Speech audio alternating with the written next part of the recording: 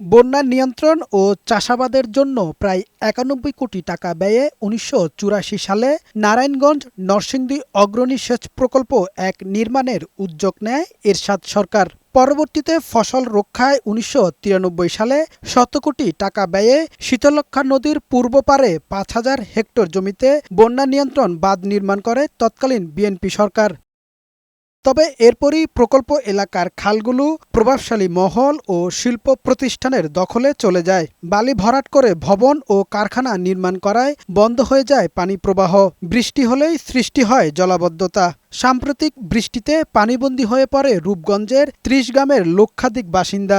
আমাদের খেলার মাঠে পানি উঠেছে, তাই ছাত্ররা খেলতে পারে না। ১০ বছরে আমাদের রাস্তাঘাটে পানি উঠে, আমাদের অনেক সমস্যা। আমাদের স্কুল মাদ্রাসায় ছাত্রছাত্রীরা যেতে পারে না। স্থানীয়দের অভিযোগ, শিল্প কারখানার বর্জ্য পানিকে দূষিত করছে। এতে চর্মসহ বিভিন্ন রোগে আক্রান্ত হচ্ছেন তারা। বয়স্ক মুরব্বী যদি অসুস্থ হয় রাতে, তারা নেওয়ার কোনো মতো কেউ নাই। অগ্রণী সেচ প্রকল্পের জলাবদ্ধতা নিরসনে দ্রুত সুইচগেট নির্মাণের দাবি স্থানীয় জনপ্রতিনিধিদের। উপজেলা প্রকৌশলী এবং পানি উন্নয়ন বোর্ডের সমন্বয়ের অভাবে এখানে সুইচগেট হয়নি। সুইচগেট হলে পরে আমরা এই এলাকা জলাবদ্ধতা থেকে চিরতরে মুক্তি পাবো। পানি নিষ্কাশনে বেশ কয়েকটি স্থানে পাম্প বসানো হচ্ছে বলে জানালেন উপজেলা নির্বাহী কর্মকর্তা।